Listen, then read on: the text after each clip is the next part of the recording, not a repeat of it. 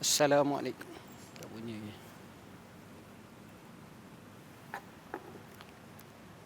Assalamualaikum warahmatullahi wabarakatuh. Alhamdulillahi rabbil alamin. Wal aqibatu lil muttaqin wala udwana illa 'alal zalimin. Asyhadu an la ilaha illallah wahdahu la syarika lah.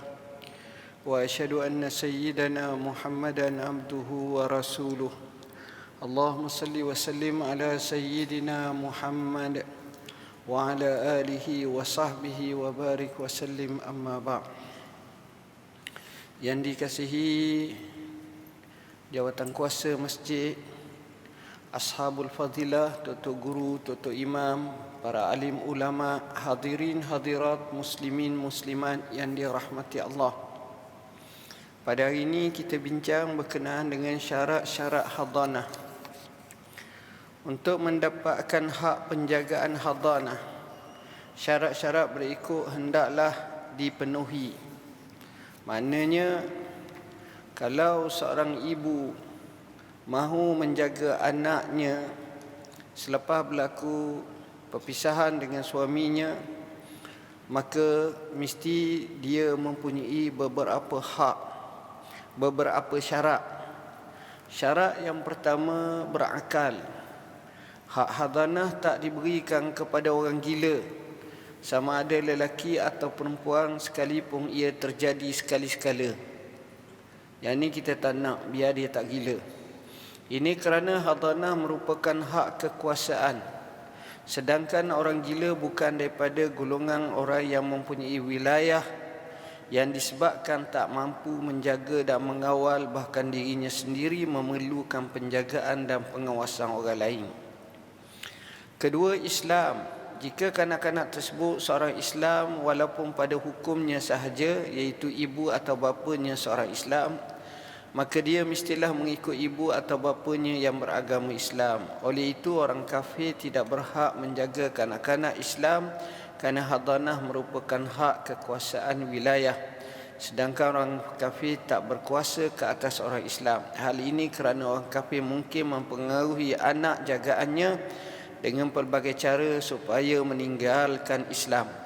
Walau bagaimanapun, jika kanak-kanak itu seorang kafir, maka dia boleh dipelihara sama ada orang Islam atau orang kafir. Ketiga, infah dan amanah.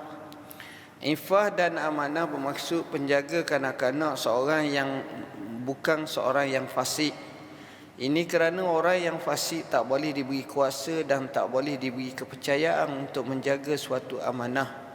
Oleh itu, penjaga kanak-kanak seharusnya bersifat adil, menjaga maruah diri dan kuat pegangan agamanya. Namun keadilan ini hanya berdasarkan pandangan zahir sahaja. Ia tidak memerlukan saksi dan keterangan kecuali jika kelayakan dan keadilannya dipertikaikan. Ketika itu, hakim hendaklah mensabitkan keadilan tersebut berdasarkan bukti dan keterangan. Tuan-tuan dan puan-puan yang dirahmati Allah, yang ini penting. Yang saya tengok, sebenarnya dengan adanya ifah dan amanah oleh ibu, dia akan mempengaruhi tumbesaran anak-anak tersebut. Kalau ibu jenis orang yang sentiasa baik, salihah, taatkan Allah dan Rasulnya, suaminya, maka anak-anak tersebut yang di bawah jagaan akan ikut sama perangai seperti itu.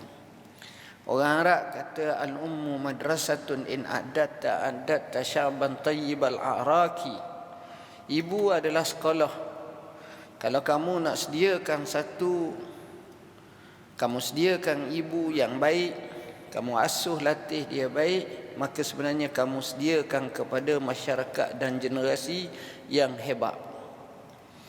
Itu pentingnya. Kerana ifah ini dia akan belajar. Macam mana Syekh Abdul Qadir Jilani rahimahullah, dia bertembung dengan pelanung ataupun perompak padang pasir. Salah seorang tanya, di mana harta kamu ada tak? Dia jawab ada. Berapa dinar? Dia jawab 40 dinar atau dirham. kat mana kamu sipang? Dia kata bawah ketiak mak dia cenjai. Kenapa kamu cakap jujur, orang lain tak cakap jujur? Kata dia, ibuku berpesan. Tapi asbab itu menyebabkan ketua perampok itu masuk bertaubat kepada Allah. Dia lama dah duduk buat kerja macam ni, tak pernah temu orang jujur. Lalu ditanya kenapa, kerana ibu dia. Ketua perompak ni kata, kalaulah kerana ibu pun dia boleh takut, aku kepada Allah macam mana? Akhirnya dia bertaubat menjadi orang yang saleh. Maknanya di situ ifah ni baik. Ifah ini baik, dan inilah yang menyebabkan anak-anak tu jadi baik. Amanah. Ibu bapa yang amanah, maka anak-anak juga akan jadi amanah. Dia tak tengok duit pakai nak ambil je. Siapa dia pun tak, dia tak kisah. Yang penting dia amanah, hak dia. Tapi kalau bukan hak dia, dia tak tu.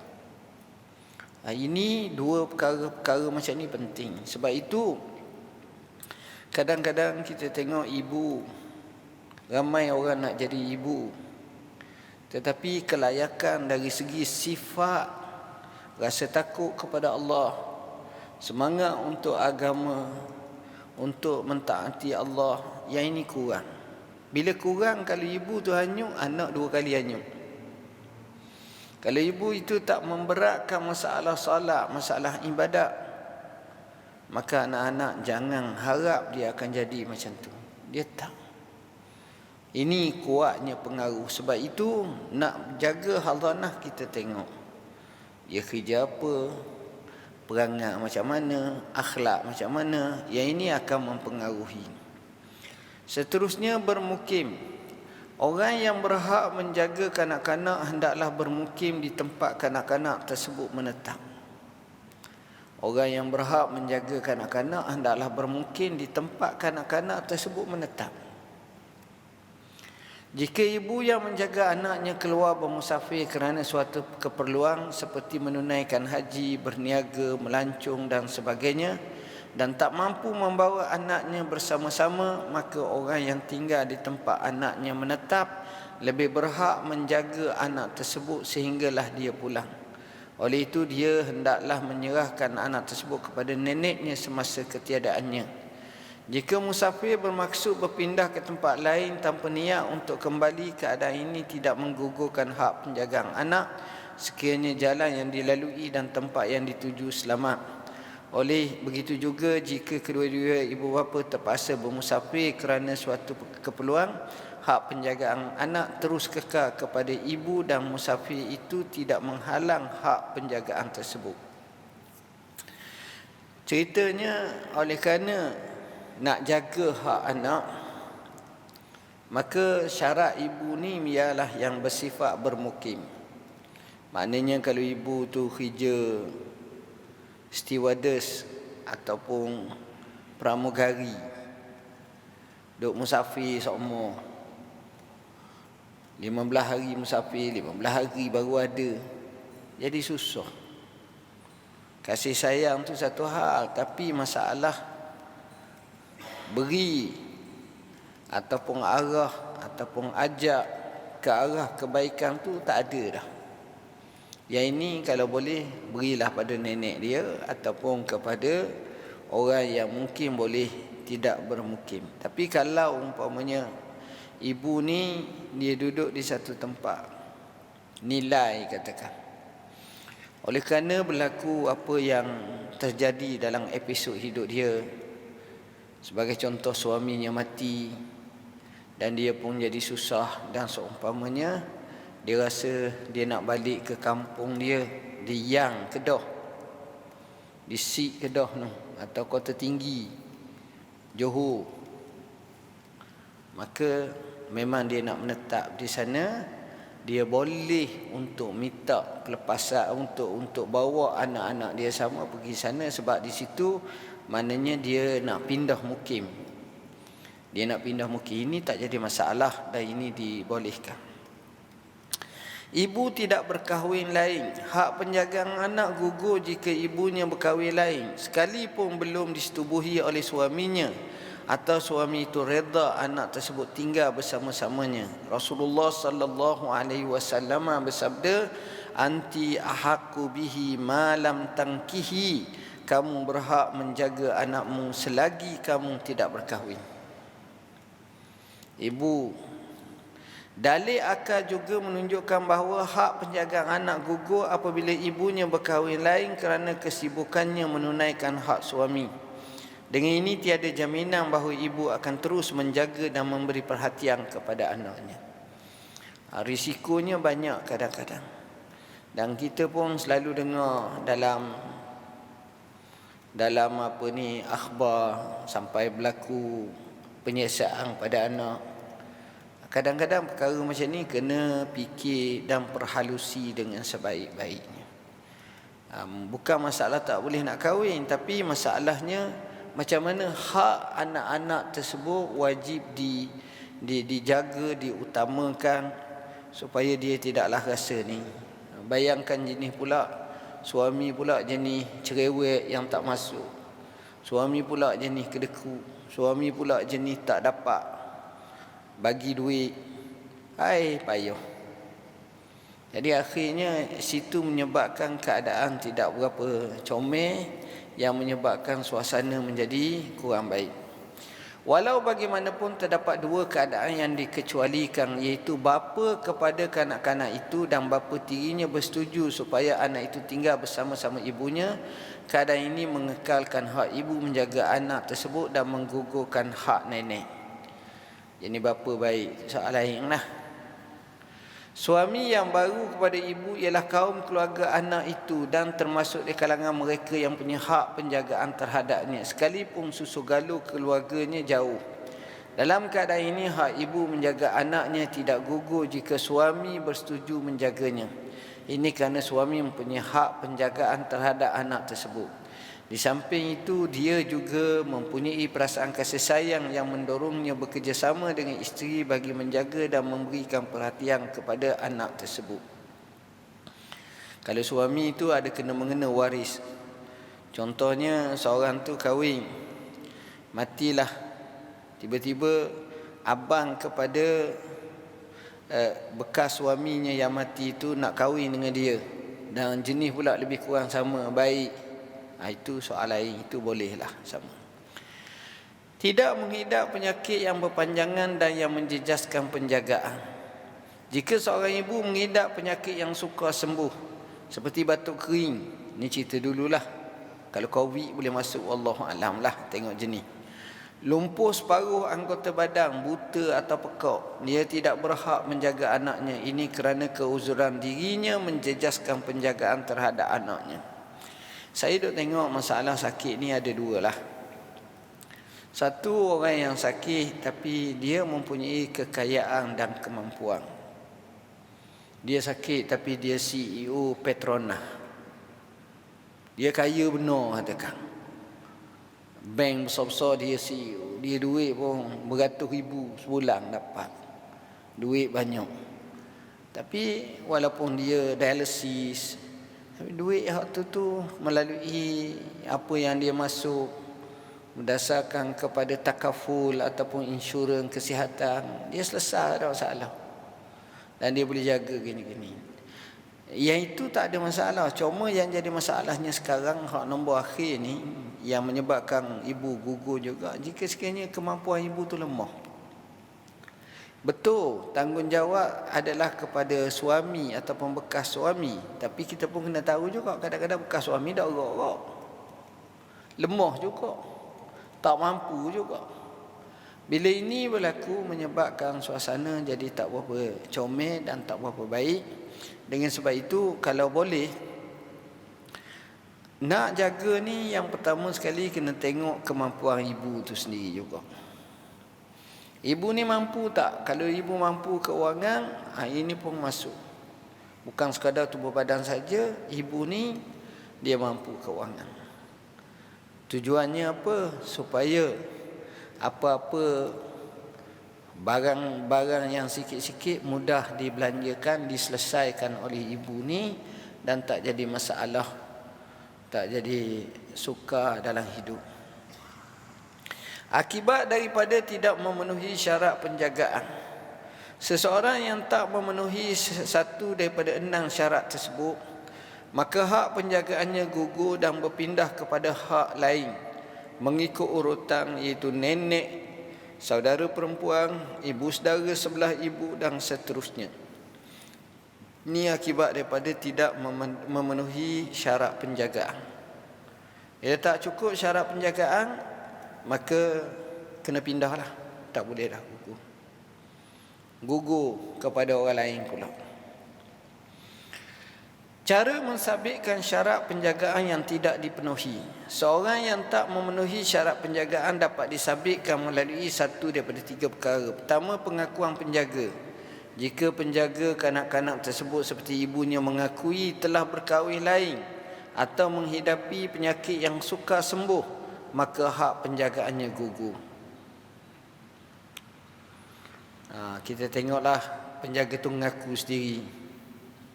Dia kata dia kahwin lain dah, ataupun dia sakit, ataupun dia tak mampu, ataupun dia pun masuk hospital gila, fahamlah. Bantahan apabila terdapat dakwaan bahawa penjagaan kanak-kanak itu tidak memenuhi syarat penjagaan dan dikemukakan dengan bukti yang kukuh, pada ketika itu hak penjagaannya gugur. Ada dakwaan orang tengok anak-anak tu terbiar je tepi jalan, duk minta sedekah. Jadi benda macam ni tak comel lah. Ibu pula tak kira.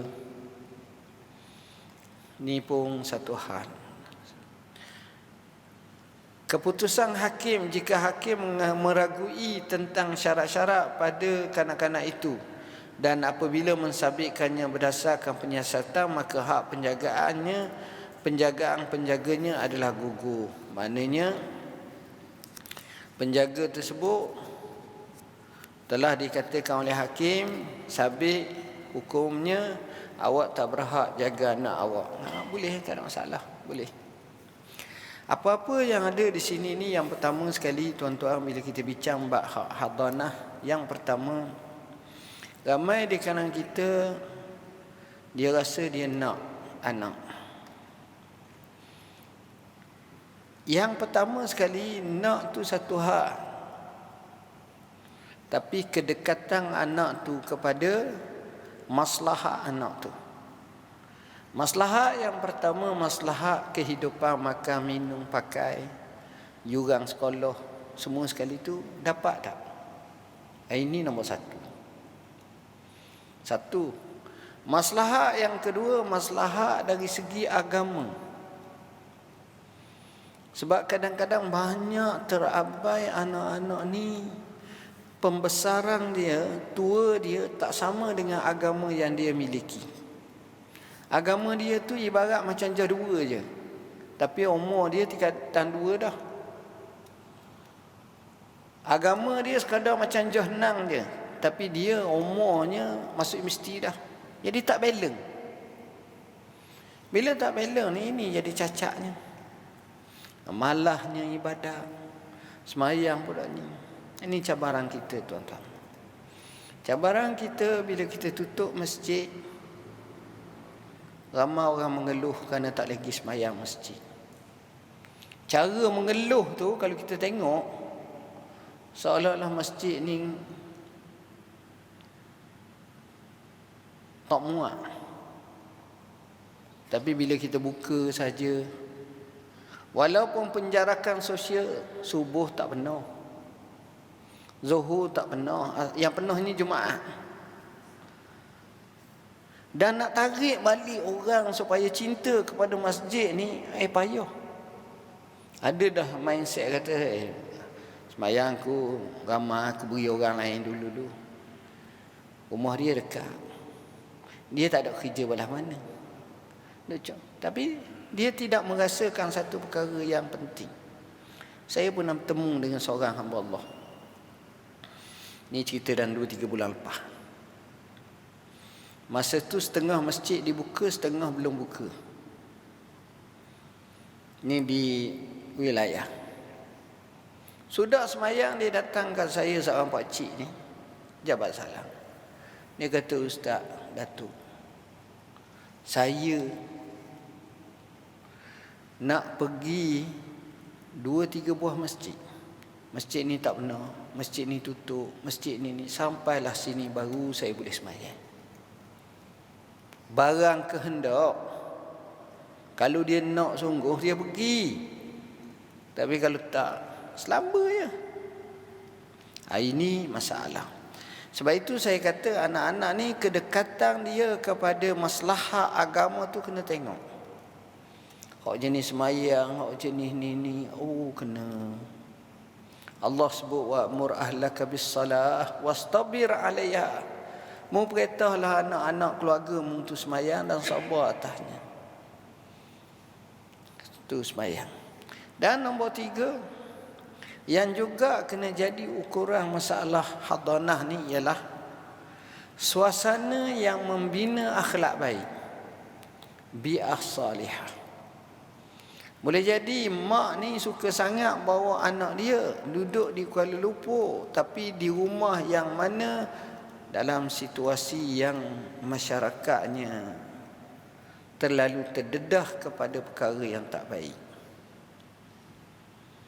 Sedangkan kalau duduk di kampung tu dengan suasana dekat dengan surau, dengan keadaan, dengan suasana agama dan tidak terpengaruh sangat, ini beza. Ini beza.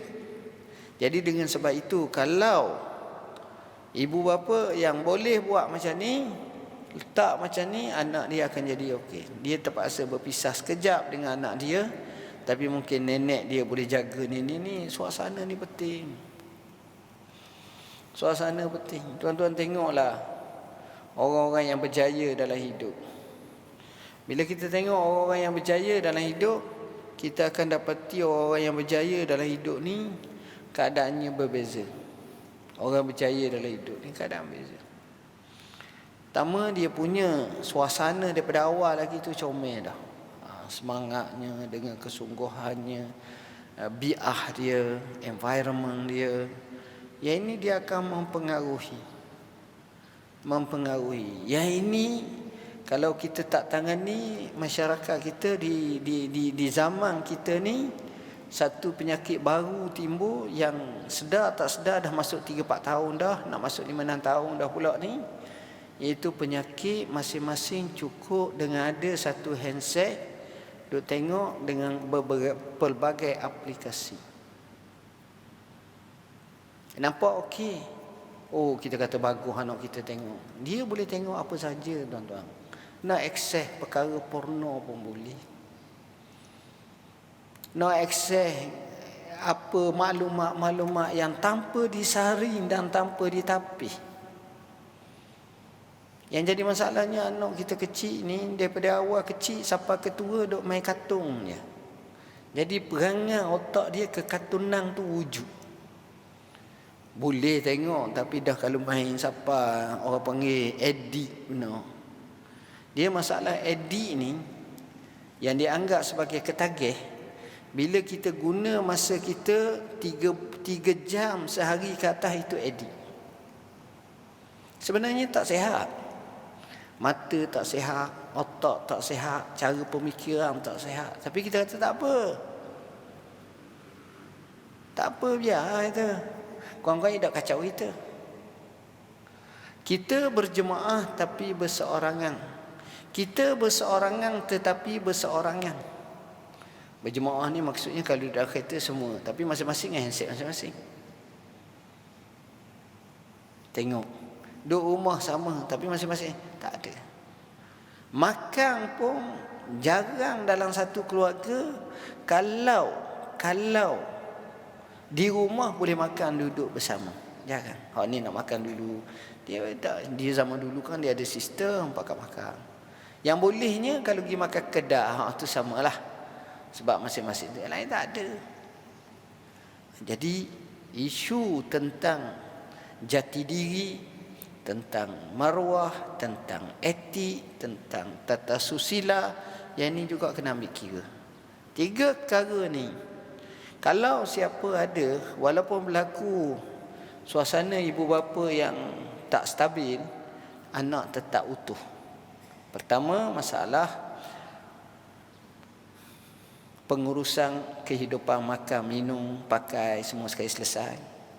Kedua, agama. Pergi semayang, titik berat seumpamanya. Ketiga, dari segi akhlak dan suasana tu yang mempengaruhi. Yang ini pun penting untuk kita tengok. Maka yang itulah yang berhak kalau kita sebut dalam bab hadanah yang akan menatijahkan kebaikan. Wallahu a'lam. Bismillahirrahmanirrahim.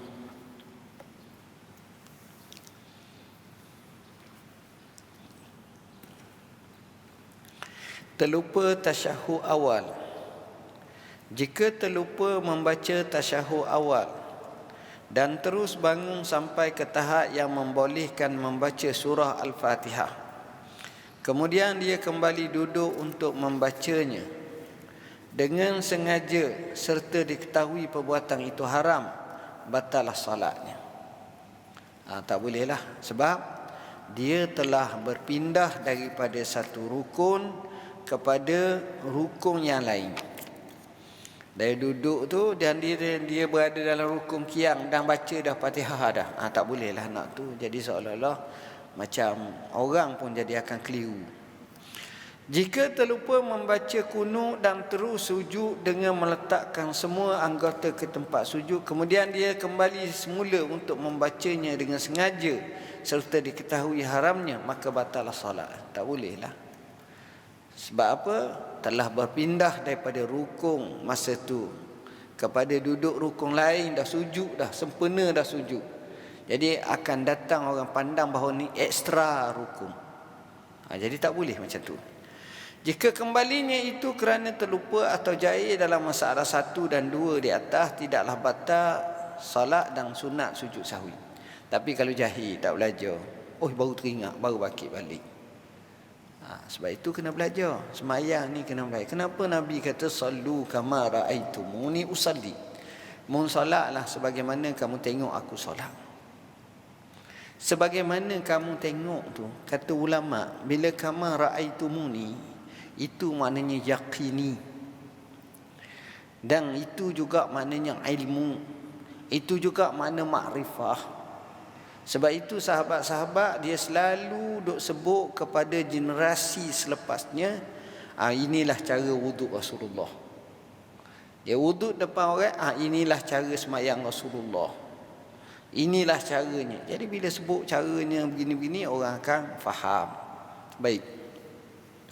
Jika bangun dia ke tahap yang tidak membolehkannya membaca Fatihah pada masalah terlupa membaca tasyahud awal, sunat dia kembali duduk untuk membacanya, dan sunat sujud sahwi jika hampir bangunnya itu kepada qiyam, dan jika belum sampai ke tahap tersebut tidak disunatkan sujud sahwi kerana perbuatan itu dianggap sedikit.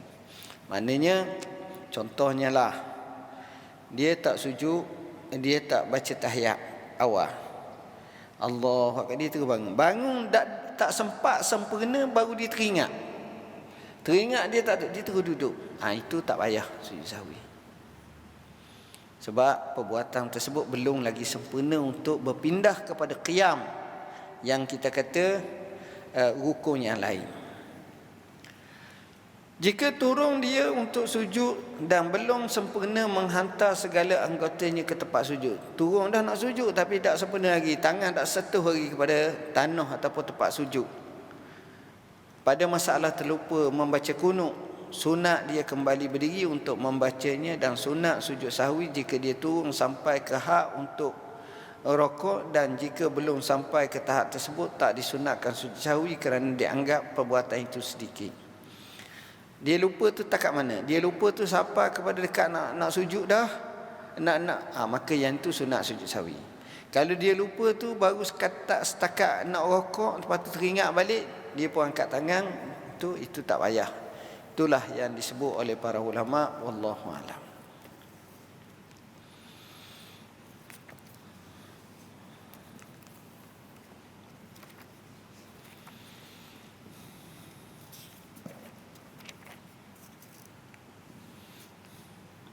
Bismillahirrahmanirrahim. Qala al-musannifu rahimahullahu ta'ala, wa kullu nassin aw hamat tashbiha awilhu aw fawwid warum tanziha. Yakni tiap-tiap lafaz nas Quran yang amat tinggi atau hadis yang memberi ibham pada kita dalam zahirnya bagi hak Allah Ta'ala, maka dalamnya itu dua mazhab. Maka mazhab khalaf itu katanya engkau takwilkan akan dia dengan takwil yang patut bagi hak Allah Ta'ala. Dan kata mazhab salaf engkau tafwidkan akan dia kepada Allah Azza wa Jalla halnya qasak, menyucikan Allah Ta'ala daripada makna yang zahirnya itu mustahil bagi Allah Ta'ala, dan iaitu ittifaq dua mazhab dalam takwilkan yang ijma' serta mensucikan akan Allah Ta'ala Azza wa Jalla pada zahirnya nas, dan ikhtilaf dua mazhab itu dalam takwil yang tafsir seperti firman Allah Ta'ala. Baik, bila kita baca Al-Quran, bila kita baca hadis, kadang-kadang ada ayat-ayat berkenaan dengan Tuhan dan hadis yang menyebabkan kita tidak boleh faham sebagaimana kita faham kepada makhluk. Pada masa itu hendaklah kita tengok macam mana cara. Allah Subhanahu wa taala sebut sebagai contohnya, wajaa rabbuka wal malaku saffan saffa, dan telah datanglah Tuhan kamu dan malaikat secara bersaf-saf, bersusun-susun, berbaris-baris. Tuhan datang macam mana? Adakah macam kita datang? Jawab dia tak. Sebab Tuhan perbuatan dia kerana zatnya berlainan daripada kita, maka perbuatan dia sudah tentu berlainan daripada kita. Menyamakan perbuatan kita dengan perbuatan Tuhan, tak betul. Jadi dengan sebab itu kita tak boleh nak fikir melalui akal kita saja lalu kita kata Tuhan. Yang ini jadi rosaknya apabila kita nyamakan, sedangkan Tuhan tu walam yakul lahu kufuwan ahad. Dia ni tak sama sesuatu pun.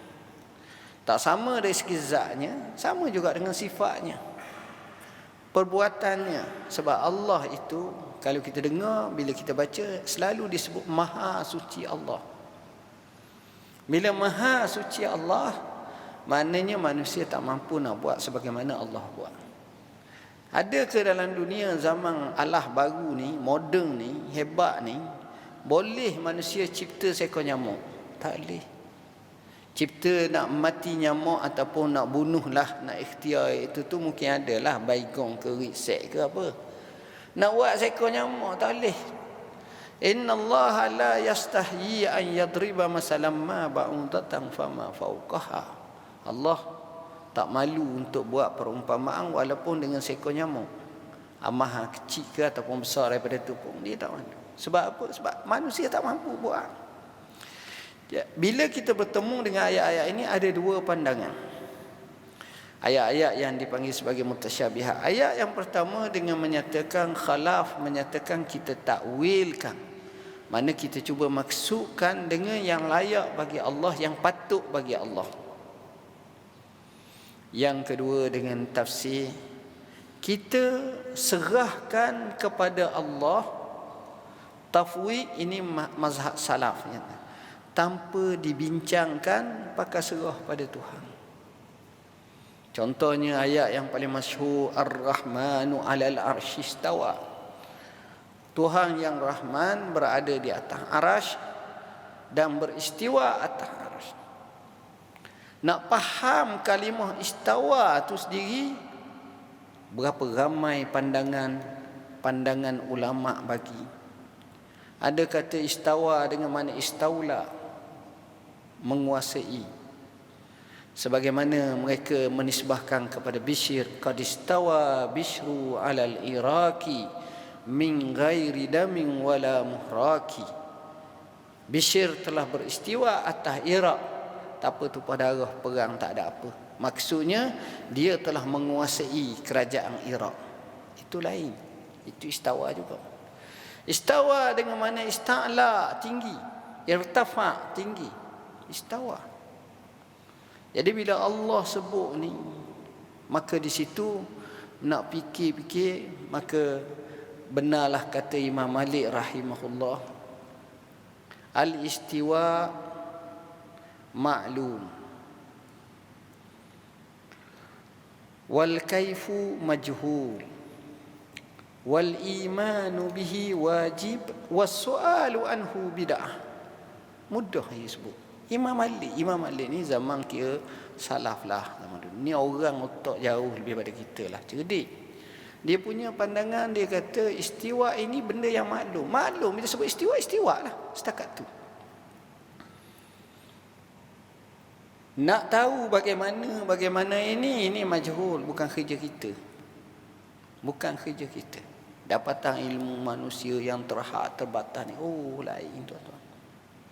Beriman dengannya kerana nas Quran adalah wajib.